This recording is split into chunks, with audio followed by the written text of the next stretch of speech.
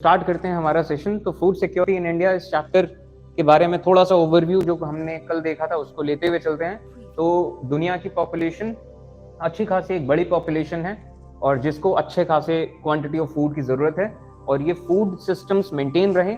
जितनी भी आबादी है, भले कहीं पे कोई क्लाइमेट डिजास्टर हो जाए, चाहे अर्थक्वेक आए, चाहे साइक्लोन हो, चाहे कोई वॉर हो जाए, तब भी जितनी भी जनता है उसको खाने के लिए खाना मिले और सही कीमतों में मिले, तो इसी चीज को फूड सिक्योरिटी कहते हैं। और इस चीज के कई सारे चैलेंजेस, कई सारे लूपहोल्स हैं सिस्टम में जिसमें हमें काम करना है, और इसी वजह से ये सब चीजें आपके कोर्स में डाली गई हैं। तो पॉपुलेशन किस तरीके से वर्ल्ड पॉपुलेशन बढ़ी है ओवर द टाइम, नॉर्मल जो मिथ है, इस मिथ को क्लियर करते हैं कि ये मिथ है कि दुनिया में आबादी बहुत ज्यादा है, इस वजह से लोग भूखे रह जाते हैं।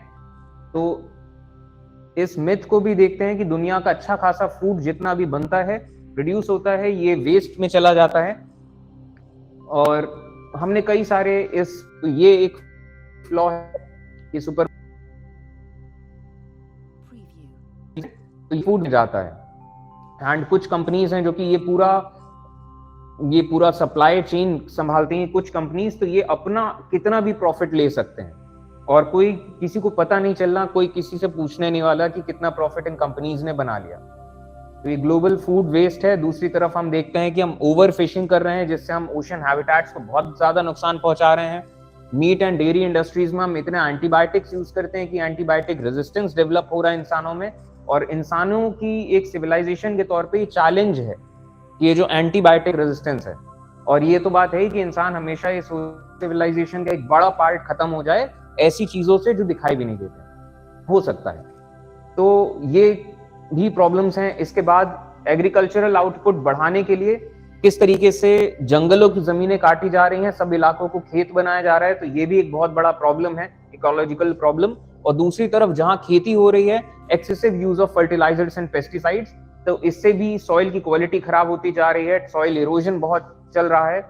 और इसी में से जितना भी एक केमिकल फर्टिलाइजर्स पेस्टिसाइड्स हैं, तो इसकी वजह से हो रहा है डिग्रेडेशन ऑफ लैंड, और लैंड डिग्रेडेशन के साथ साथ ये पानी से बह के जाती है नियरेस्ट वाटर बॉडीज में, यूट्रोफिकेशन होता है, ये एक्वाटिक लाइफ और वाटर के इकोसिस्टम्स को खराब करते हैं। अब चैलेंजेस के सेंस में देखते हैं कि वर्ल्ड फूड सिक्योरिटी के चैलेंजेस, तो क्लाइमेट चेंज, कॉन्फ्लिक्ट, ये दोनों एक जो सबसे बड़े फैक्टर्स हैं। तो क्लाइमेट चेंज कि जहां पे जमीन में खेती होनी चाहिए, अब क्योंकि थोड़ी ज्यादा गर्मी हो रही है तो ढंग से खेती नहीं हो पा रही है, सूखा बहुत ज्यादा पड़ रहा है, कई जगहों पे बाढ़ ज्यादा आ रही है, तो ये नेचुरल डिजास्टर्स तेजी से हो रहे हैं, इनकी फ्रीक्वेंसी ज्यादा है। और दूसरी चीज, कॉन्फ्लिक्ट की तरफ हम फिर से बढ़ रही है दुनिया, तो ये भी एक बहुत बड़ा चैलेंज है कि कॉन्फ्लिक्ट के सेंस में ये भी चीजें होती हैं, जैसे रशिया यूक्रेन वॉर ने हमारे जो ग्लोबल फूड सप्लाई है, जगह जगह जो वीक पॉइंट्स हैं इसको पूरा उजागर कर दिया है कि दो देशों की लड़ाई है, लेकिन किस तरीके से ये दो देश ही कितने बड़े प्लेयर्स हैं वर्ल्ड ट्रेड के सेंस में, चाहे व्हीट हो, राइस हो, सनफ्लावर ऑयल, हर सेंस के मामलों में। और जब यहाँ इन देशों से ग्लोबल ट्रेड में चीजें नहीं पहुंच पा रही हैं, तो फिर किस तरीके से दूसरे देशों में इसका असर पड़ रहा है। तो अफ्रीका जैसे अपना ज्यादातर सामान खाने पीने के सब मंगाता है यूरोप से, तो अफ्रीका को सबसे बुरा असर पड़ा है। तो ये सब हमने देखा कि किस तरीके से सारा पूरा एक फूड चेन इंटरकनेक्टेड है। तो आज के टाइम में हम जैसे कल्पना ये करते हैं कि इस देश में कुछ हो गया, उस देश में कुछ हो गया, तो इससे हमें इफेक्ट नहीं पड़ेगा, लेकिन एक्चुअली ये सारा सिस्टम इतना इंटरकनेक्टेड हो चुका है कि हम अंदाजा भी नहीं लगा सकते कि अगर कहीं पे दो किसी बड़े देशों की भी आपस में लड़ाई हो जाए तो क्या क्या असर पड़ेगा।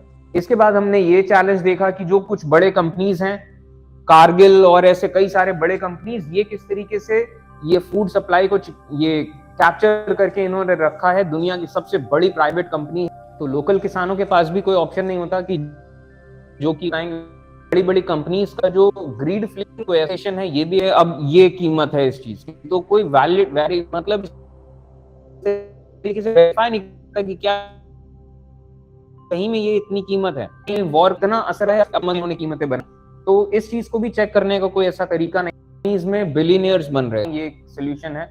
और ये ऐसे वर्टिकल फार्मिंग के प्लांट्स जगह जगह पे लगाए जाने चाहिए कि लोकल लेवल पे सब चीजें प्रोड्यूस हो पाए, कि बहुत ज्यादा हर देश को ये कोशिश करनी चाहिए कि वो मतलब इतना तो सेल्फ सफिशिएंट हो पाए कि in case of any problem वो पूरी तरीके से ग्लोबल ट्रेड पे डिपेंडेंट ना रहे, कि अगर ग्लोबल ट्रेड से अगर अनाज नहीं आ पा रहा है तो ऐसा नहीं होना चाहिए कि बिल्कुल ही इनके पास नहीं हो रहा है।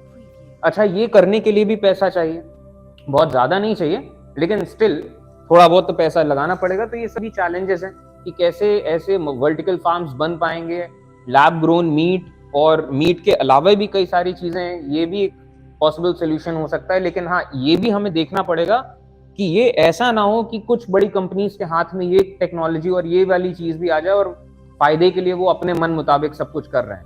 क्योंकि बात ये जो कंपनीज हैं, अभी कंपनी भले ही किसी ने भी बनाई हो, जो भी एक लेवल सोच के बनाई हो कि हम इस लेवल का काम करेंगे, लेकिन वो सब लोग फाउंडर्स खत्म हो चुके हैं। अब ये जो कंपनीज हैं, ये सब शेयर होल्डर्स और आगे के लोगों पे के हिसाब से चल रही हैं, कोई इनका पहचान नहीं है सच। तो इन कंपनीज में ये सबसे बड़ा एक दिक्कत आता है, ऐसी जो बड़ी कंपनीज हैं इनके साथ यही चीज कि अब जैसे कि सेंस में मैं आपको बताऊं कि ये हमेशा हर जगह का माल प्रैक्टिस है कि मिलावट कर देना। तो ये दुनिया की सब बड़ी बड़ी कंपनीज कहीं ना कहीं अपने प्रोडक्ट्स में मिलावट करती ही हैं, ऐसी चीजों का यूज करती हैं कि जो इनको थोड़ा सस्ता पड़े बनाने में, भले उसको महंगा बेच रहे हैं, लेकिन स्टिल कुछ ना कुछ, क्योंकि पता नहीं चल रहा है किसी को। कोई आदमी अपने घर में वो पूरा केमिस्ट्री लैब खोल के थोड़ी बैठा है कि उनका प्रोडक्ट खोलेगा और टेस्ट करेगा कि क्या सही में इसमें कुछ ये तो नहीं मिला, वो तो नहीं मिला, या फिर ये जो बोल रहे हैं यही चीज है। तो ये सब जब दुनिया के सामने हो रही हैं, ये सब चीजें, ऐसे केसेस आते हैं, तो फिर हम कैसे विश्वास कर लें कि आगे के टाइम में जो चीजें आएंगी उसमें ये लोग धांधली नहीं करेंगे। तो ये जो साइंस के सेंस में मैंने ये बताया कि लैब ग्रोन मीट और ऐसा वैसा, इसमें कोई धांधली नहीं होगी, ये सब भी हमें ध्यान रखना है। और बाकी फूड सिक्योरिटी के सेंस में हमें ये चीज का भी ध्यान रखना है कि हम अपने क्रॉप्स को डाइवर्सिफाई करें, हम सिर्फ कुछ क्रॉप्स के भरोसे ना टिके रहें। क्योंकि अगर मान लीजिए कोई एक ऐसी बीमारी किसी एक क्रॉप से जुड़ी हुई आ जाती है, तो पूरा हमें अच्छा खासा बहुत बुरा असर पड़ जाएगा। जैसे कि एग्जांपल, आयरलैंड का एक टाइम था आयरलैंड में कि वो पोटैटोज पे या आलू पे बहुत ज्यादा डिपेंडेंट हो गए थे, और एक बीमारी आई आलू की, तो उसे पोटैटो ब्लाइट कहते हैं, जिसकी वजह से ये आलू बहुत ही ज्यादा, मतलब उसकी पैदावार में नुकसान हुआ, और जिसके नतीजे में आयरलैंड में बहुत ज्यादा खाने की कमी हुई। क्योंकि आलू एक टाइम था वो स्टेपल डाइट के तौर पे खाया करते थे। तो हमें डाइवर्सिफाई करना अपने क्रॉप्स का, हम कुछ क्रॉप्स पे ओवर डिपेंडेंट हो गए। और ये भी एक चैलेंज है कि जहां पे कम पानी है तो उन्हें ऐसी चीजें उगानी चाहिए, ऐसे फसल जो थोड़े कम पानी में उग सकें। लेकिन अब क्योंकि पूरा वर्ल्ड इकोनॉमी और वो ज्यादातर चावल और गेहूं पे है और इनकी कीमतें ज्यादा मिलती हैं, तो लोग उगाते हैं यही चावल और गेहूं जिनके लिए पानी थोड़ा ज्यादा चाहिए। तो ये सब चैलेंजेस हमने देखा। इसके बाद इस चैप्टर में हमने आगे फिर कई सारी चीजें देखना शुरू किया कि जैसे व्हाट इज फूड सिक्योरिटी। तो फूड सिक्योरिटी क्या है कि या आपको खाना अवेलेबल करना है, आप इतना स्टोर आपके पास रहे, या फिर आपने खुद उगाया हो, या फिर बाहर से मंगाया हो, या फिर पहले से स्टोर करके रखा हो, लेकिन आपके पास अवेलेबिलिटी होनी चाहिए खाने की, और वो खाना सब लोगों तक पहुंच सके, तो एक्सेसिबल हो पाए सब लोगों को खाना, एंड अफोर्डेबल कीमतों में, कि जितना भी पैसा लोगों के पास है वो उससे एक अच्छे क्वांटिटी का खाना और ढंग का खाना जो कि सेफ एंड न्यूट्रिशियस हो। अब फूड सिक्योरिटी जब हम ये चैप्टर पढ़ रहे हैं, ठीक है, तो ये चीजें हैं। और जब हम फूड सिक्योरिटी चैप्टर देख ही रहे हैं, तो इसमें ये जो आपकी बुक्स में लिखा है कि सेफ एंड न्यूट्रिशियस, न्यूट्रिशियस तो ठीक है, सफिशिएंट भी ठीक है, ये जो सेफ लिखा है ये भी एक बड़ी आयरनी है कि सेफ लिखना पड़ रहा है, कि मतलब इस सेफ फूड का मतलब फूड अनसेफ भी होता है। तो गलत बात है ना, फूड अनसेफ क्यों होता है? और इसके लिए कितने सारे कानून बने हैं कि आप ये मिलावट नहीं करना चाहिए और ऐसा नहीं कर सकते, जिसको जो मिलावट करते पाया जाएगा उसको सजा मिलेगी, फाइन पड़ेगा, एक्सेट्रा एक्सेट्रा। लेकिन फिर भी ये एक सोशल नॉर्म है, सबको पता है कितनी मिलावट होती है चीजों। अगर आयुषी पूछते हैं कि सर अगर खाना अफोर्डेबल प्राइस पे नहीं मिल पाए तो क्या? तो अफोर्डेबल प्राइस पे खाना नहीं मिलेगा तो जाहिर तौर पे एक बड़ी आबादी खाना नहीं खरीद पाएगी, और जब खाना नहीं खरीद पाएगी तो वो खा नहीं पाएगी। तो इस चीज को हम फूड सिक्योरिटी कैसे कह सकते हैं? फूड सिक्योरिटी तभी तो कहेंगे कि सारी आबादी को खाना मिले, और जब एक अच्छी खासी आबादी खाई नहीं, फूड इनसिक्योरिटी है, पॉवर्टी या हंगर कहेंगे फिर, ठीक है। तो फूड सिक्योरिटी कब इंश्योर होता है? जब काफी क्वांटिटी का खाना हो, सब लोग उसे खरीद सकें और कोई बैरियर नहीं हो on access to food. Global hunger index हमने देखा कि कैसे undernourishment, child stunting, child wasting, child mortality और कई सारे और भी फैक्टर्स हैं, मेजर फैक्टर्स हैं, कई सारे और भी फैक्टर्स को मिला के कि सरकारी अस्पतालों का हालात क्या है और भी क्या वहां की फैसिलिटीज हैं किसी भी देश में, सोशल सिक्योरिटी कितनी है, तो इन सब चीजों के को ध्यान में रख के फिर एक ये निकाला जाता है ग्लोबल हंगर इंडेक्स।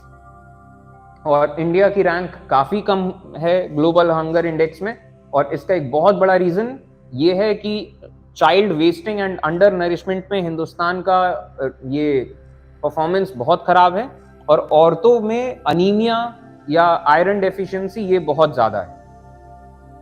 तो फूड सिक्योरिटी क्या चीज है कि जो गरीब से गरीब लोग हैं इनको भी खाना मिल सके। तो अच्छा, कौन लोग हैं जो कि फूड इनसिक्योर हैं, जिनको फूड सिक्योरिटी नहीं है? तो जो सबसे गरीब हैं ये तो फूड इनसिक्योर हैं ही, और जो लोग थोड़े गरीबी रेखा से ऊपर हैं ये भी कुछ बुरे कंडीशंस में, जैसे कोई नेचुरल डिजास्टर हो गए, कहीं फ्लडिंग है, सूखा पड़ गया या कोई वॉर चल रही है, तो ऐसे केसेस में ये लोग भी जिनके पास पॉवर्टी लाइन से ऊपर हैं ये भी फूड इनसिक्योर हो सकते हैं। आयुषी पूछते हैं लेडीज में अनीमिया ज्यादा क्यों है? तो वही चीज है कि माल न्यूट्रिशन वाली बात है कि खाने पीने को इतना न्यूट्रिशियस नहीं मिल पा रहा है खाना, ये एक बहुत बड़ा रीजन है। और एक और चीज कि बॉडी में आयरन एब्जॉर्ब हो सके तो इसके लिए बॉडी में कई और चीजें, विटामिन सी और भी कई सारे ऐसी चीजें हैं जो रहती हैं, तो फिर आयरन एब्जॉर्प्शन बेटर होता है। तो अगर कोई और चीज की कमी हो तो उसके नतीजे में भी आयरन की कमी हो सकती है कि बॉडी एब्जॉर्ब ही नहीं कर पा रही है आयरन। इसके बाद हमने ये सब चीजें देखी थी, स्टारवेशन क्या होता है, फैमिन के बारे में हमने देखा था। इसके बाद बंगाल फैमिन, किस तरीके से बंगाल में जो अनाज उगता था उसको डाइवर्ट किया गया वर्ल्ड वॉर 2 के लिए, और फिर जिसके चलते बंगाल में खाने की बहुत कमी हुई, और 1/3 ऑफ बंगाल स्टारवेशन, खाने की कमी हो रही है। जब लंबे टाइम तक स्टारवेशन हो जाता है तो फिर हम उसे फैमिन कहते हैं। वो डिग्री है, मतलब जैसे पुअर होना, और इसके बाद एक पुअर के जैसा ही वर्ड है जैसे डेस्टिट्यूट। डेस्टिट्यूट का मतलब बिल्कुल ही अत्यंत गरीबी, वही चीज है लेकिन उसका डिग्री बढ़ गया है। तो मोर और लेस वही चीज है, स्टारवेशन की खाने की कमी है किसी इलाके में, और खाने की कमी क्यों है? क्योंकि सूखा पड़ गया इस साल। अच्छा ठीक है, अगले साल फिर सूखा पड़ गया, उसके अगले साल फिर सूखा पड़ गया, अब 3 साल से सूखा पड़ रहा है, तो ये कंडीशन को हम कहेंगे फैमिन, कि जितना बचा कुचा था वो भी चला गया, लोगों ने जितनी सेविंग्स हैं वो भी चली गई, तो खाने की बहुत कमी हो रही है। और जो थोड़ा बहुत वो है कि सूखा पड़ गया, तो अब इसके चलते जानवर जो हैं वो भी मरने शुरू हो गए हैं, पानी की कमी हो रही है, जानवरों को बीमारियां हो रही हैं, वो बीमारियां इंसानों में आ रही हैं, पानी की कमी हो रही है, या फिर कुछ इस तरीके के सीन है। तो बाकी ऑब्वियसली सैनिटरी सर्विसेज पे भी बहुत बुरा असर पड़ेगा, कितना आप नहाओगे, कितना क्या सब चीजें। तो इसके नतीजे में जब फैमिन होता है ना, जब इतना लगातार सूखा पड़ता है, तो न जाने कितने जानवर पड़े रहते हैं, मर जाते हैं, सड़ते रहते हैं। तो इन सब चीजों के चलते फिर इस केस को हम फैमिन कहते हैं, इस कंडीशन को। और क्योंकि एक लंबे टाइम से स्टारवेशन चल रहा है, तो बॉडी का जो रेजिस्टेंस होता है बीमारियों के लिए, या ये रेजिस्टेंस में भी बहुत कमी आती है। तो इस पूरी चीज को हम कहते हैं फैमिन। तो बंगाल फैमिन का हमने जैसे एग्जांपल देखा था, 1/3 ऑफ बंगाल वाइप आउट हो गया था। अब हमने देखा कि फूड इनसिक्योर और सेल्फ एम्प्लॉयड जो वर्कर्स होते हैं, लैंडलेस पीपल जिनके पास जमीन और जो ज्यादा पैसा नहीं है, या फिर कैजुअल लेबरर्स हैं जो माइग्रेंट्स हैं, एक जगह से दूसरी जगह गए हैं, इनको गवर्नमेंट पाती है, एंड वुमेन एंड चिल्ड्रन। तो सब लोगों के लिए काफी ये चीज है कि ये फूड इनसिक्योर होते हैं। इसके बाद हमने टाइप्स ऑफ हंगर भी देखा। तो क्रॉनिक हंगर जो कि over a period of time लगातार चलती है, जैसे कोई बेगर है या कोई विडो है जो जिसके बच्चे हैं उसे संभालने हैं और कोई ज्यादा कमाई नहीं है और वो थोड़ा बहुत कुछ हल्की फुल्की चीजें बना के बेचती है, तो एक क्रॉनिक हंगर में आ गया।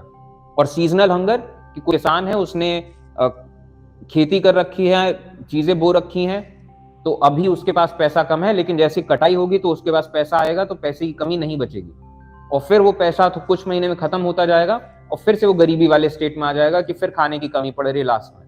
तो सीजन के मुताबिक जो उसे ये भूख झेलनी पड़ रही है, तो इसे सीजनल हंगर कहेंगे। आज हम यहाँ अगले पॉइंट मतलब अगले टॉपिक से देखना शुरू करते हैं, जो कि है ग्रीन रेवोल्यूशन। तो स्टार्ट करते हैं यहाँ से ग्रीन रेवोल्यूशन। तो कल तक हमने जो डिस्कस किया था उसको ब्रशअप कर लिया है। अब देखते हैं ग्रीन रेवोल्यूशन क्या चीज थी। तो हमेशा से जो ये तो हमने देखा कि एग्रीकल्चर की शुरुआत हुई ऐसे ग्रासेस से, जो ग्रासेस में ग्रेन्स लगते थे। अब ये जो पेड़ हैं इनकी एक एफिशिएंसी लेवल है कि कितने ग्रेन्स लगेंगे एक पेड़ में और एक पेड़ कितनी जगह लेगा।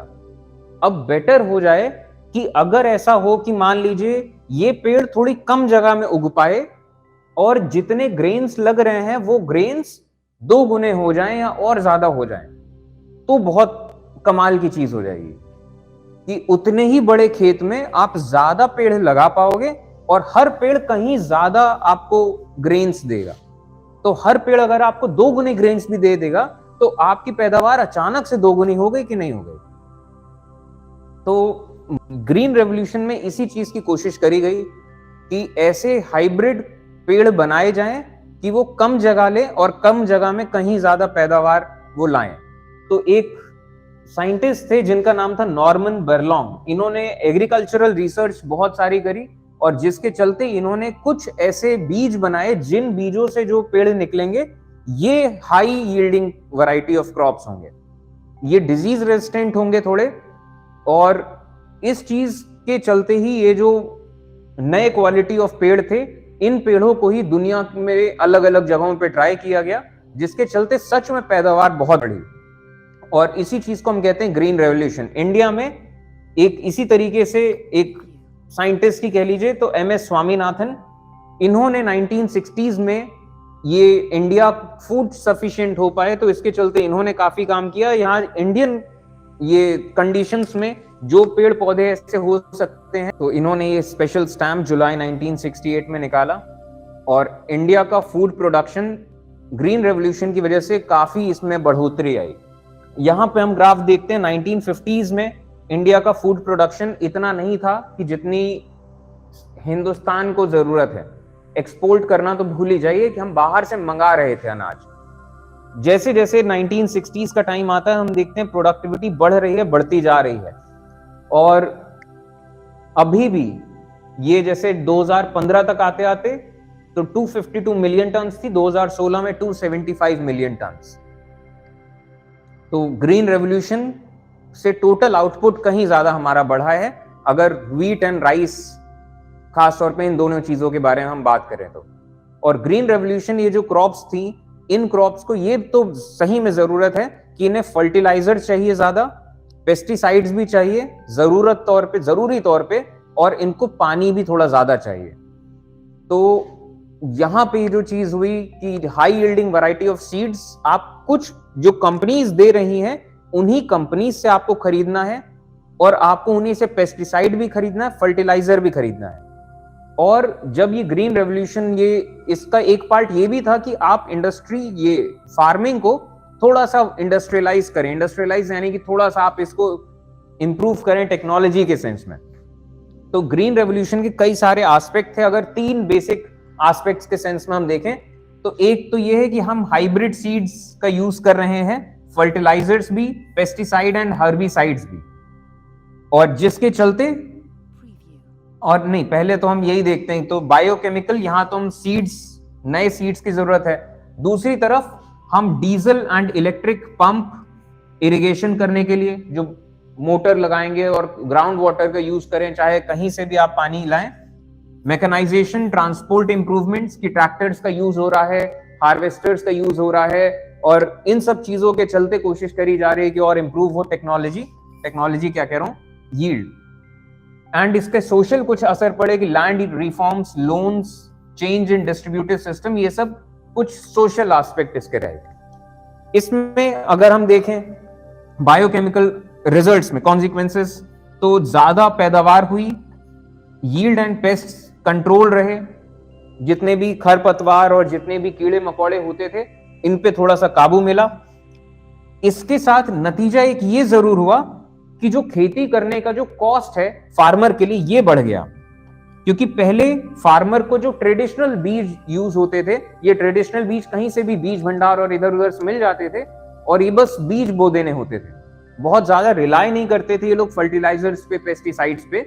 यहाँ पे आपको high yielding variety of seeds महंगे आ रहे हैं, आपको पेस्टिसाइड एंड फर्टिलाइजर भी उसी कंपनी का लेना है क्योंकि पैकेज के तौर पे आता है, और ये भी होता है कि आपको ये टाइप ऑफ बीज के साथ यही वाला फर्टिलाइजर डालना, ये बोला जाता है कि फॉर मैक्सिमम रिजल्ट्स। अब क्या सच है क्या नहीं वो भगवान जाने। हाँ, तो हमने क्या स्टार्टिंग चैप्टर में यही तो पढ़ा है, और क्या। इसी से होता है एनवायरमेंटल डिग्रेडेशन। जो लैंड डिग्रेडेशन की बात करें, इतना excessive use of fertilisers and pesticides, इससे लैंड खराब होता ही है।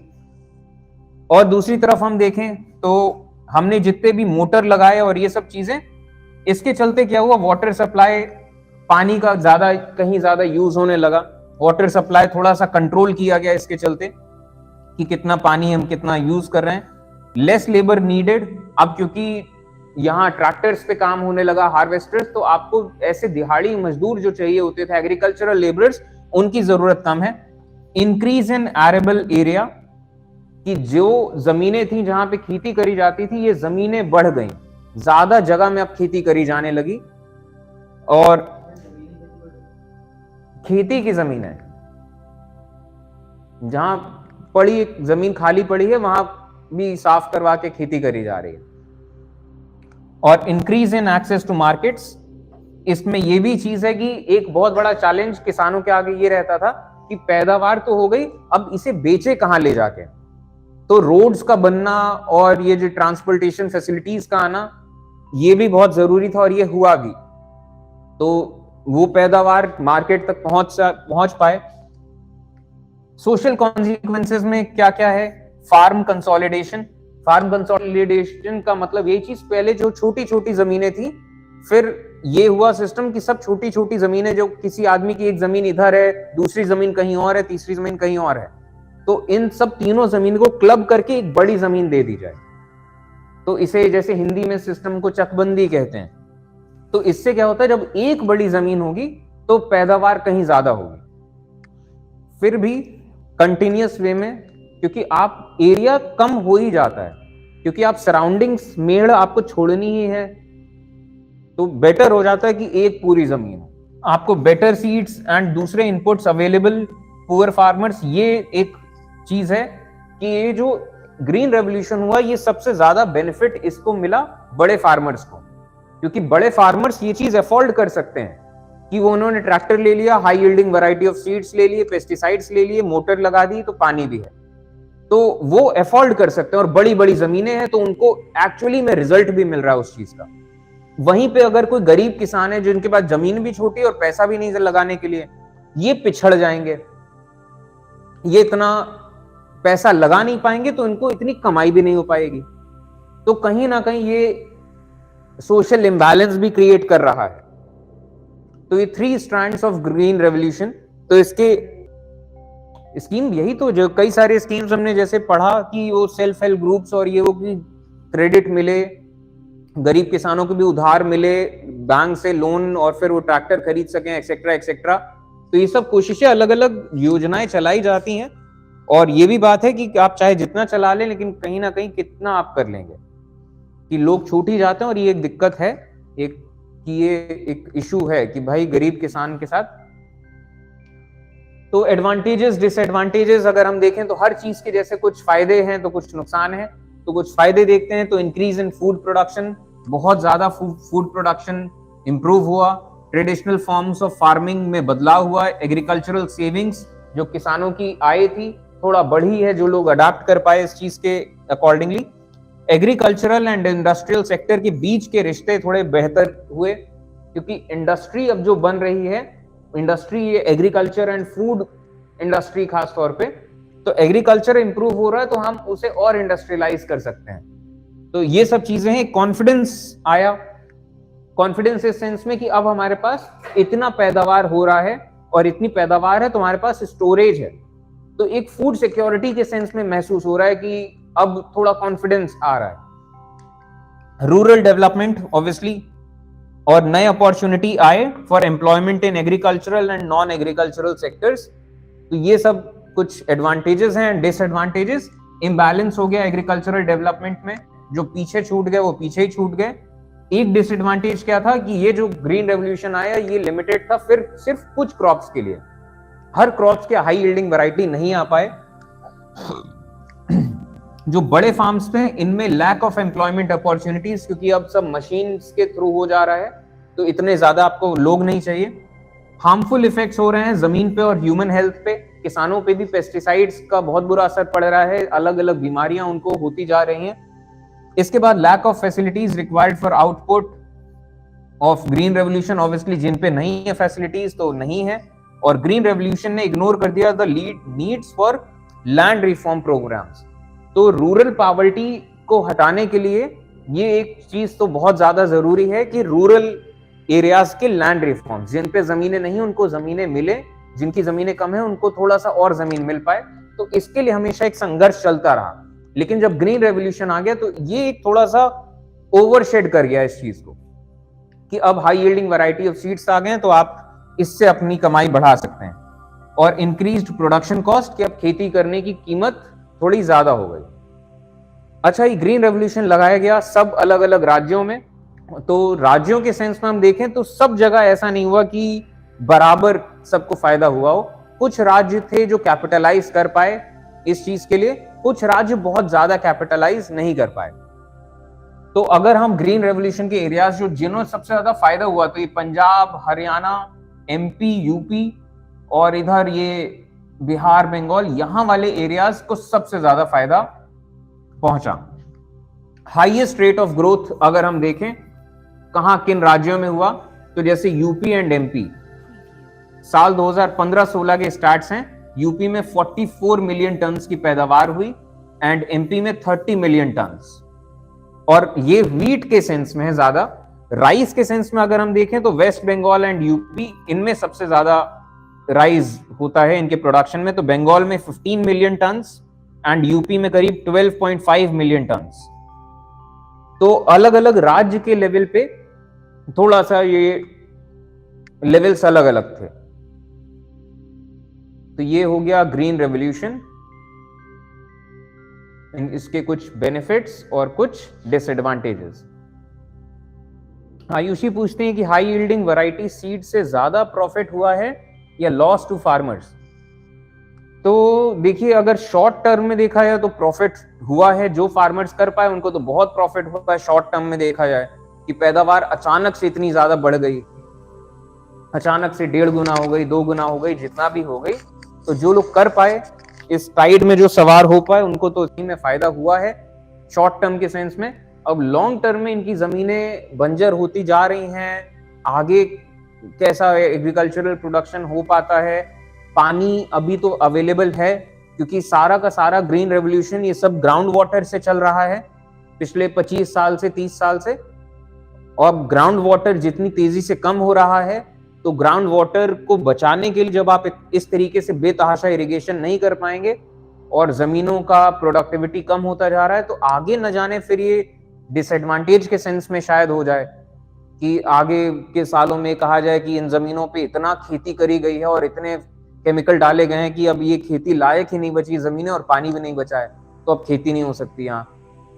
तो ऐसा जब सिनेरियो कभी अगर इन केस आता है, जो कभी ना कभी आएगा ही, हम उसी तरफ बढ़ रहे हैं, अचानक से चमत्कार तो होगा नहीं, कोई भगवान आके तथास्तु तो बोलेंगे नहीं कि अचानक से सारी जमीनें सही हो गई। नहीं, यहाँ ये तो चाहिए था, थोड़े लेवल तक तो चाहिए था ग्रीन रेवोल्यूशन।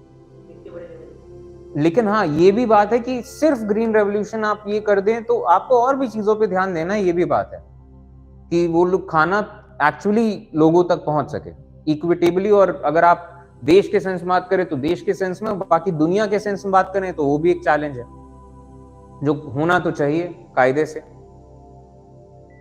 अभी के सेंस में जैसे देखिए हर लेवल बढ़ता जाता है। जैसे अभी के सेंस में एग्जांपल मैं आपको बताऊं तो एक छोटा इलाका है, वो छोटा इलाका पहले अपने ही अंदर रहता था कि जो बन पड़ा वो यहीं से हुआ, ट्रेड चलता है इधर उधर से, लेकिन फिर भी बेसिक तौर पे इतना फूड सिक्योरिटी नहीं। अब जैसे हिंदुस्तान के सेंस में हमें जहां ज्यादा खाना हुआ वहां से स्टोर कर लिया और वो खाना गया ऐसी जगहों में जहां खाने की कमी है। तो हिंदुस्तान के लेवल पे हम एक चीज को बैलेंस कहीं ना कहीं करने लगे। यही चीज कभी ना कभी एक वर्ल्ड के लेवल पे कुछ ये जितने सब बनाए गए वर्ल्ड, ये फंड वो फंड, ये सब यही सोच के बनाए गए कि ढंग से अगर काम कर पाते तो एक वर्ल्ड लेवल पे हम ये चीजें कर पाते। ठीक है, अभी तक सब क्लियर? कोई सवाल किसी को, कुछ एनीथिंग? ज्यादा पॉपुलेशन एक चैलेंज तो है नो डाउट, और पॉपुलेशन थोड़ा सा अभी बढ़ ही रही है, ये भी चैलेंज है। तो हमें जितना हम पैदा कर रहे हैं अनाज, हमें इतना तो मेंटेन करना ही करना है। इससे कम करने का कोई सेंस नहीं, इतना तो हमें मेंटेन करना ही पड़ेगा अपने स्टॉक्स मेंटेन करने के लिए भी और आगे की पॉपुलेशन को सस्टेन करने के लिए भी। तो ग्रीन रेवोल्यूशन वैसे तो जरूरी था और फायदेमंद भी रहा, लेकिन ये बात है कि ग्रीन रेवोल्यूशन के नाम पे हम अंधाधुंध ये जो काम करने लग जा रहे हैं कि पेस्टिसाइड्स अंधाधुंध चल रहे हैं, तो इनका कुछ ऑल्टरनेट जरूर निकालना चाहिए और निकालना पड़ेगा। कुछ बेटर, कुछ चॉइसेस, बेटर ऑप्शंस, और जब सॉल्यूशंस पे काम किया जाए, सॉल्यूशंस निकले, इंप्लीमेंटेशन भी हो, तो ये काम तो करना पड़ेगा। तो खैर, अब आते हैं फूड सिक्योरिटी इन इंडिया। तो अब हिंदुस्तान के फूड सिक्योरिटी के हालात देखते हैं। अभी तक हमने बैकग्राउंड, इंडिया के सेंस में बैकग्राउंड देखा थोड़ा सा। अब यहाँ पे हिंदुस्तान का सिस्टम क्या है, तो हमने जब आजादी का टाइम था उस टाइम के आस से हमने बंगाल फैमिन देखा था 1940s के टाइम पे, और बंगाल फैमिन के बाद आजाद होने के बाद भी हमने बहुत बुरा टाइम देखा है जब खाने की काफी कमी हुआ करती थी देश में। और यहां तक थे कि नेहरू जो थे पहले प्रधानमंत्री, उन्हें ये देश के लोगों को अर्ज करते थे बार बार कि आप खाना मत बर्बाद करिए, और जब शादी और ऐसे बड़े फंक्शंस हों तो आप ये दिखावे के लिए इतना खाना बनवा लें फिर बर्बाद करें उसे, ये मत करिए कि पहले तो इतना खाना बनवाइए मत कि जितना एक्सेसिव, और बनवाइए तो हटवाइए उसे, फिर बर्बाद ना करिए। तो ये देश के प्रधानमंत्री को बार बार लोगों को बताना पड़ रहा है, आगाह करना पड़ रहा है। तो खैर, वहां से हम बढ़े हैं आगे ग्रीन रेवोल्यूशन। नेहरू का तो सबसे पहला ऑब्जेक्टिव ये था, नेहरू को जो हिंदुस्तान मिला था, नेहरू ने इसमें बड़े बड़े डैम्स बनवाए कि इरिगेशन हो सके, कि पैदावार बढ़ सके, और उधर उन्होंने दिमाग लगाना शुरू कर दिया था कि क्या किया जाए, किस तरीके से। और फिर ग्रीन रेवोल्यूशन का टाइम आता ही है 1960s ऑनवर्ड्स। तो हिंदुस्तान की फूड सिक्योरिटी इतना तो हमने मैनेज कर लिया कि हमने आजादी के बाद से कोई फैमिन नहीं देखा है। ऐसे हाल हुए हैं कि हमने बड़े बड़े तूफान देखे हैं, हमने सूखा भी पड़ा है अलग अलग राज्यों में, और हमने वॉर्स भी देखी हैं इस बीच में, लेकिन कभी भी बड़े लेवल पे कुछ ऐसे फैमिन हमने नहीं देखा। और पिछले 30 सालों में हम सेल्फ सफिशिएंट हो चुके हैं कि अब हम खाना नेट देखा जाए तो हम एक्सपोर्ट करते हैं, ओवरऑल नेट अगर हम देखें इंपोर्ट एक्सपोर्ट फूड ग्रेन्स के सेंस में, तो हम सेल्फ सफिशिएंट हो चुके हैं और खाना आज के टाइम में हम एक्सपोर्ट करते हैं। तो इस सेंस में हिंदुस्तान ने क्या क्या किया, तो एक तरफ तो यह है कि जितना भी सरप्लस फूड मिलता है उसको स्टोर किया जाए। तो एक कॉरपोरेशन बनाया गया, एक इंस्टीट्यूट जिसको कहा जाता है फूड कॉरपोरेशन ऑफ इंडिया। ये इसका काम है कि वो अलग अलग जगहों पे ग्रेनरीज हैं एफसीआई की, तो ये इन चीज को इंश्योर करे कि किसानों को एमएसपी दे, और जहां से सरप्लस एरिया से वो अनाज खरीदे और अपने स्टॉक्स में भरे। तो ये भी तो एक ऐसा इंस्टीट्यूट है एक तरीके से, जैसे हमने डेमोक्रेसी में पढ़ा था वर्किंग ऑफ इंस्टीट्यूशंस, तो ये भी इंस्टीट्यूशंस में से ही है, वन ऑफ देम। तो एफसीआई इसकी स्थापना हुई। इसके बाद यहां तो हमने स्टोरेज ऑफ ग्रेन्स कर लिया, स्टॉक्स हो गए हमारे पास। तो जहां भी सरप्लस एरियाज है वहां से गेहूं चावल खास तौर पे खरीद लेता है एफसीआई, और खरीदने के बाद ऐसे ग्रेनरीज में स्टोर होता है या कोल्ड स्टोरेजेस। और फार्मर्स जिन किसानों से खरीदता है एफसीआई, उन किसानों को एमएसपी देता है, मिनिमम सपोर्ट प्राइस। और पहले से ही ये बिफोर सोइंग, यानी कि बीज बोने के टाइम से पहले ही ये अनाउंस हो जाता है कि हम इस फसल के लिए इतने प्राइस पे फसल खरीदेंगे। तो इससे जो किसान है उस जगह के, उन्हें एक बहुत कॉन्फिडेंस आ जाता है कि हम ये पैदावार अगर कर दें तो सरकार इतना इस रेट पे इतना खरीद लेगी हमसे। तो किसानों के पास बायर जो है वो रेडी है, तो किसानों को भी एक इंसेंटिव मिल जाता है कि कहीं से भी वो जुगाड़ करें, high yielding variety of seeds और कुछ भी करके वो पैदावार करें, उनको एक इंसेंटिव मिल जाता है, कॉन्फिडेंस बिल्डअप हो जाता है। तो एक तरफ तो एफसीआई फूड ग्रेन्स को स्टोर करता है और इस चीज को हम कहते हैं बफर स्टॉक। दूसरी तरफ पब्लिक डिस्ट्रीब्यूशन सिस्टम, यानी कि जगह जगह पे ऐसी राशन की दुकानें जहां पे नॉर्मल मार्केट से रेट से भी थोड़ा सस्ते में चीजें मिल पाए।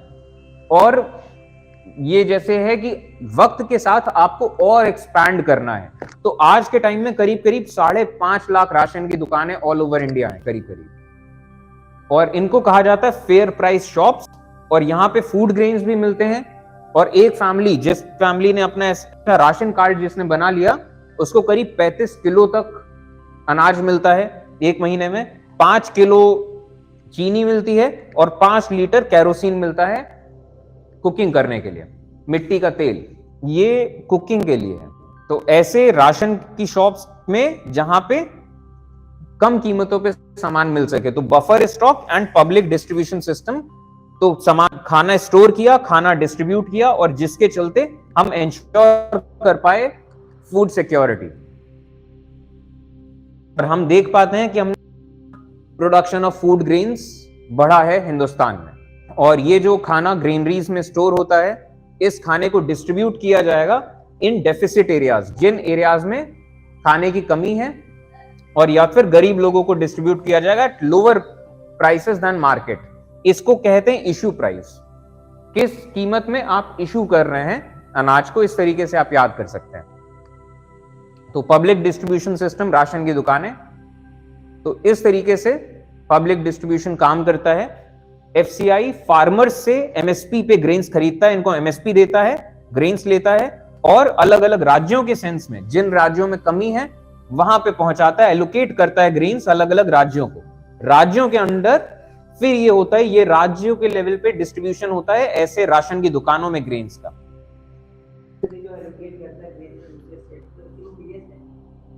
इस पूरे सिस्टम पीडीएस कहते हैं, पब्लिक डिस्ट्रीब्यूशन सिस्टम। और ये जो प्रोसेस है, इस प्रोसेस को हम कहेंगे राशनिंग, कि आप एक फैमिली के लिए कुछ एक डिफाइन कर देते हो कि ये एक अलॉटेड है इनके लिए इतना सामान।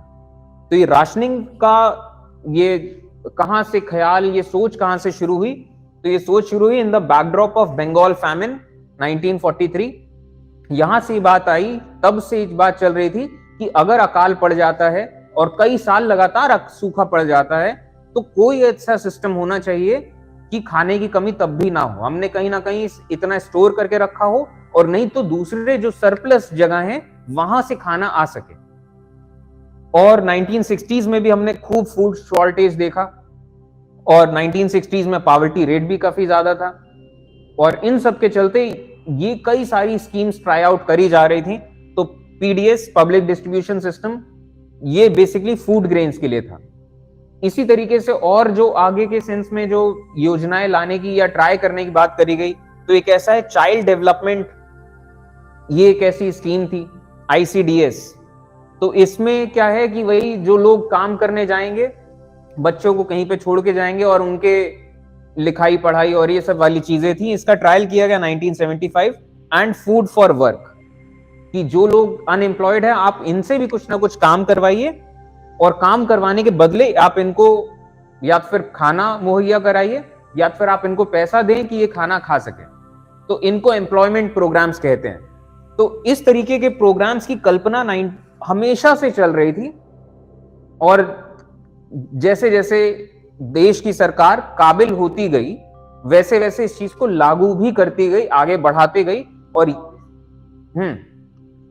और एक और चीज, सोशलिस्ट सरकार, हमारा जब देश आजाद हुआ, या यूं कह लीजिए हमारी सिविलाइजेशन जब एक देश बनी, क्योंकि देश हम 1947 में बने हैं, उससे पहले हम साम्राज्य थे, एक सिविलाइजेशन जिसमें साम्राज्य है। जब हम देश बनते हैं तो एक कल्पना करी गई कि हम समाजवादी देश बनेंगे, हम सोशलिस्ट बनेंगे। तो सोशलिज्म में ये चीज है कि सरकार हमेशा इस तरफ आगे काम करेगी कि वो गैर बराबरी कम कर सके समाज में और जो निचले वर्ग हैं इनको भी एम्पावर कर सके। तो ऐसे ही आगे भी स्कीम्स लाते जाएंगे। तो आगे एक मिड डे मील एक स्कीम आई। मिड डे मील ये एक्चुअली जो नीडी वंस हैं ये इनके लिए है। और ये बस आप इतना समझ लीजिए कि मिड डे मील के चलते वो बच्चे भी स्कूलों में एनरोल हो गए और पढ़ लिख लिए। जो बच्चे अगर मिड डे मील ना मिलता तो नहीं आते स्कूल। तो जो बिल्कुल ही लॉस्ट कस्टमर है आपका, वैसे कस्टमर तो नहीं कहना चाहिए, सब ह्यूमन रिसोर्स अपना ही देश है, लेकिन एक वैसे के सेंस में जो बिल्कुल लॉस्ट कस्टमर है आपका कि कभी नहीं आना था आपके पास, वो भी आ गया, एक मुख्य धारा में कहीं ना कहीं जुड़ गया मिड डे मील के चलते। क्योंकि जो सबसे गरीब वर्ग है गांव में भी, जो जिनके पास जमीनें नहीं है, जो दूसरों के खेतों में काम करते हैं, उनके बच्चे हैं ये जो एक्चुअली ऐसे स्कूलों में जाते हैं, और ना जिन पे फूड सिक्योरिटी के सेंस में ही काम करता है। इसी तरीके से एम्प्लॉयमेंट प्रोग्राम्स जैसे हमने देखा फूड फॉर वर्क, इसी के कह लीजिए एक्सटेंशन में ये स्कीम थी जिसको कहा जाता है मनरेगा। पहले नरेगा से शुरू हुआ, फिर आगे इसको मनरेगा हो गया। तो ये वही चीज है कि 100 दिन काम करवाया जाएगा और आपको 100 दिन के काम का पैसा मिलेगा। तो गांव देहातों में काम करवाया जाएगा। तो इससे एक्चुअली में बेनिफिट कौन करेगा? जो वहां के इनहैबिटेंट्स हैं। तो औरतें जो हैं और भी जो शेड्यूल कास्ट शेड्यूल ट्राइब के लोग हैं, जो सबसे एक्चुअली पिछड़े वर्ग के लोग हैं, इन लोग को सबसे ज्यादा बेनिफिट मिल रहा है। तो कम से कम इनको जीवन यापन का पैसा मिल जा रहा है गांव में रहते हुए। तो जो लोग गांव छोड़ के शहर भाग नहीं सकते हैं, उनको काम गांव में लाके आप दीजिए। गांव में जो कामों की जरूरत है वो काम इनसे करवाइए और जिसके चलते आप पैसा दीजिए। तो ऐसे जो एम्प्लॉयमेंट प्रोग्राम्स होते हैं ये ग्रेटली कंट्रीब्यूट करते हैं टू फूड सिक्योरिटी, क्योंकि पैसा जा रहा है डायरेक्टली इनके जेब में। तो थोड़ा बहुत ही जा रहा है, लेकिन कम से कम ये खाना खरीद पाएंगे। अब पब्लिक डिस्ट्रीब्यूशन सिस्टम के कुछ और पॉइंट्स हम देखते हैं। अभी तक सब क्लियर है? कोई सवाल, कोई डाउट किसी को? संतोष पूछते हैं कि फूड सिक्योरिटी एंड इन्फ्लेशन का रिलेशन। तो ऑब्वियसली इन्फ्लेशन, जब कीमतें ज्यादा बढ़ेंगी चीजों की, तो फूड सिक्योरिटी थ्रेटन होगा। ये तो नॉर्मल सी बात है। और ये होता ही, जहां जहां इन्फ्लेशन होता है वहां पे फूड सिक्योरिटी बहुत थ्रेटन होती है। तो पब्लिक डिस्ट्रीब्यूशन सिस्टम, अब हिंदुस्तान जब देश बना तो यहां पे ऑब्वियसली गरीबी बहुत ज्यादा थी, तो लोगों को ऊपर उठाना था गरीबी रेखा से। ये भी एक चैलेंज था। एक मिडिल क्लास, जो इंडियन मिडिल क्लास था वो था उस टाइम, लेकिन बहुत कम था मिडिल क्लास। तो गरीबी रेखा से लोगों को मिडिल क्लास में लाना था। तो इसके चलते आपको उन्हें काम भी दीजिए, उनको तनख्वाह भी दीजिए और उनका खर्चा भी कम हो पाए। तो इस सेंस में जो पब्लिक डिस्ट्रीब्यूशन सिस्टम था शुरू के टाइम में यूनिवर्सल था, कि सब लोगों के लिए था। कि जो राशन की दुकानें हैं, राशन कार्ड सब लोगों का बनता था और आप राशन की दुकान से सामान खरीद सकते हैं। तो जो मिडिल क्लास के लोग हैं वो राशन की दुकानों से, जहां तक मुझे याद है अपने बचपन का टाइम, उस टाइम पे केरोसिन या मिट्टी का तेल, ये सब चीजें वो राशन की दुकानों में लाइन में लग के एक बार को ले लेते थे जो मिडिल क्लास लोग हैं। वरना बाकी सब सामान वो दूसरे जनरल स्टोर या इधर उधर से खरीद लिया करते थे। तो स्टार्टिंग के टाइम में ये यूनिवर्सल था, सब लोग का राशन कार्ड बनेगा। और ये वही टाइम था कि जब नए नए इंस्टीट्यूट्स राइज अप हो रहे थे, सरकारी नौकरियां लोगों को मिल रही थी। और वो जो पीढ़ी थी जिन्होंने सरकारी नौकरियां करी, उन्होंने ही सरकारी नौकरियों से, कह लीजिए वो उस पीढ़ी ने ही ये सब चीजें फिर आगे देखी, आगे जो पूरा सिस्टम बना। और फिर उसी पीढ़ी के जो अगली पीढ़ी आई, वो पीढ़ी है अभी जो चल रही है। ठीक है, तो जितना हमने इंडिया का मिडिल क्लास का राइज देखा, ये इस पूरे टाइम में देखा। तो खैर over the time, over the years, ये मिडिल क्लास जैसे जैसे बनता चला गया। तो ये जो पब्लिक डिस्ट्रीब्यूशन सिस्टम था, ये कुछ ऐसे आगे की तरफ बढ़ा कि और टारगेटेड फॉर द पुअर, कि आप और ज्यादा गरीबों के लिए टारगेट करें। तो यहां से जैसे हमें दिखता है, ये है अलग अलग स्कीम्स, ये है ईयर्स ऑफ इंट्रोडक्शन, और ये किस टारगेट ग्रुप के लिए है। तो जैसे पीडीएस 1992 तक यूनिवर्सल था, और इसके बाद फिर अलग अलग स्कीम्स जो आई, ये और बैकवर्ड लोगों के लिए, फिर आगे जैसे अंत्योदय अन्न योजना और ये सब जो चीजें आ रही हैं, ये बिल्कुल एग्जैक्टली बीपीएल कार्ड एक बनना शुरू हुआ। यहां तो यूनिवर्सल था राशन कार्ड, ये बिलो पॉवर्टी लाइन का एक कार्ड बन रहा है। और बीपीएल कार्ड में आप एक्चुअली कीमतें और भी कम कर दे रहे हैं। कि 2 रुपए किलो 3 रुपए किलो गेहूं या चावल इस सेंस में इतनी कम कीमतों में चीजें बिक रही हैं। तो और फिर एक योजना आई अन्नपूर्णा योजना, ये सीनियर सिटीजन्स के लिए थी।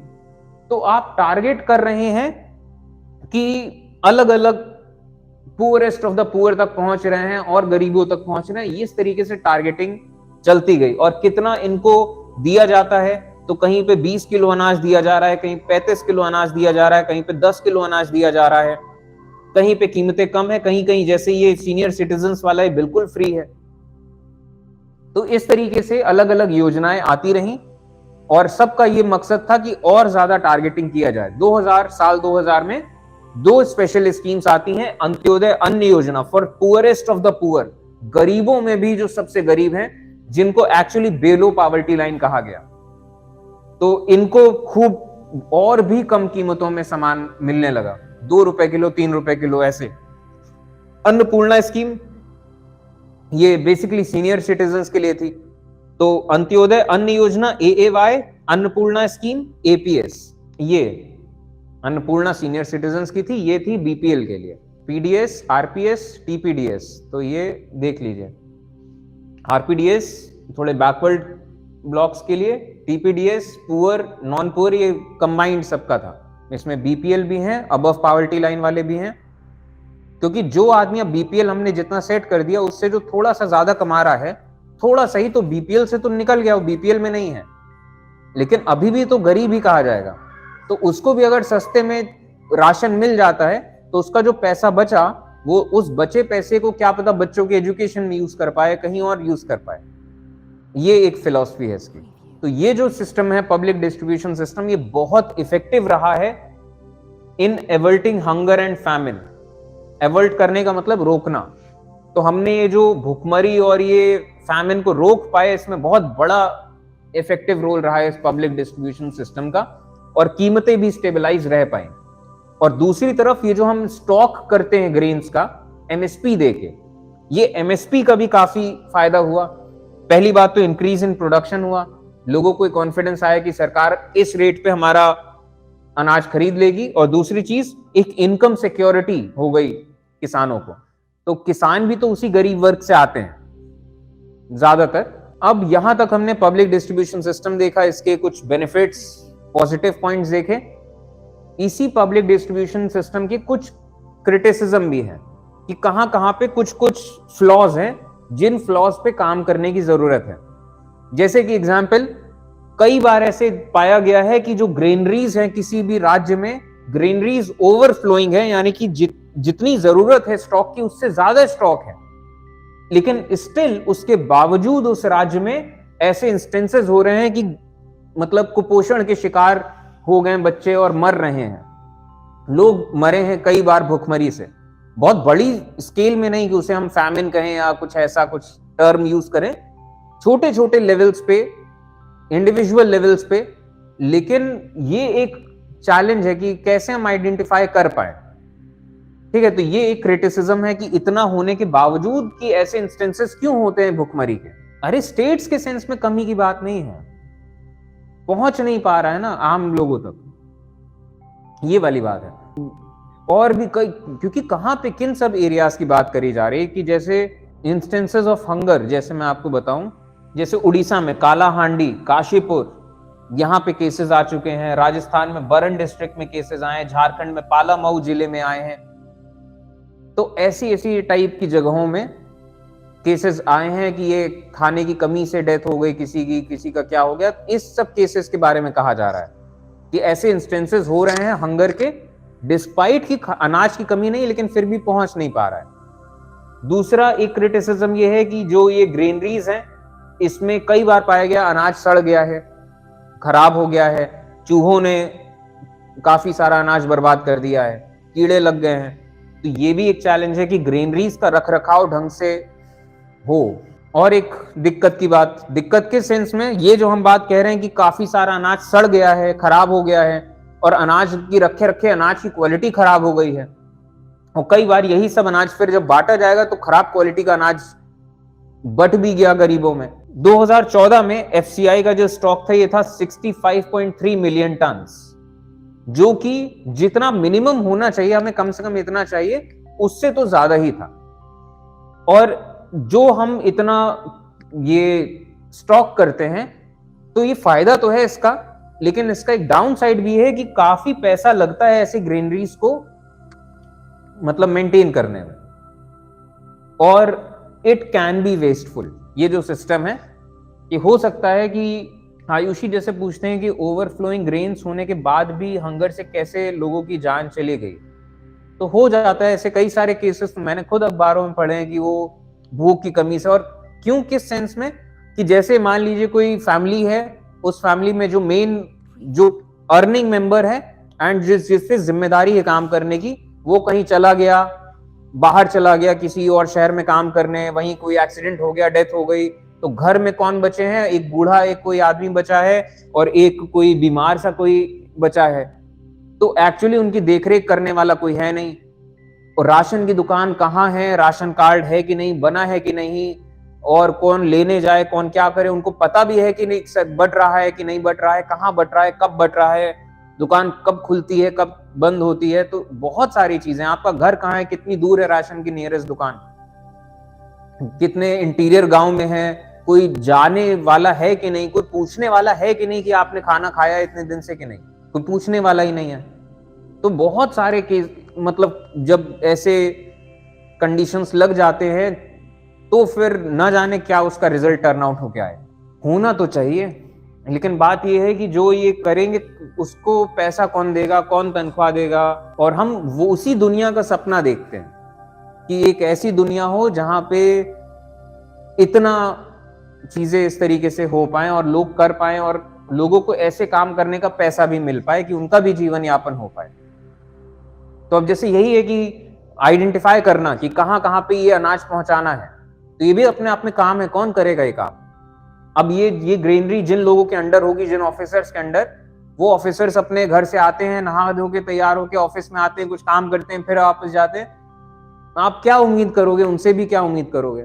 और ये तो बात है कि जितने भी गवर्नमेंट डिपार्टमेंट्स हैं, जितने भी सब जगह हैं, ये सब वैसे ही लोगों की कमी से जूझ रहे हैं। जितने लोग होने चाहिए डिपार्टमेंट्स में, उतने लोग नहीं है। ये पूरे पूरे डिपार्टमेंट्स की बात है। आप किसी भी डिपार्टमेंट की बात कर लीजिए, कि आप किसी भी सरकारी अफसर से, भले किसी भी डिपार्टमेंट में हो, आप बस उससे ये पूछ लीजिए कि आपके डिपार्टमेंट में जितने लोग होने चाहिए काम करने के लिए, क्या इतने लोग हैं। और हर कोई ये जवाब देगा कि नहीं, जितने लोग चाहिए उससे कहीं ज्यादा कम लोग हैं, और जितने भी लोग हैं वो वर्कलोड उतना ही है, तो हमें बस मैनेज करना पड़ता है। पॉइंट ये है कि तनख्वाह देनी पड़ेगी ना, तनख्वाह देनी पड़ेगी, पेंशन देना पड़ेगा। ठीक है, तो आज का सेशन यहाँ एंड करते हैं।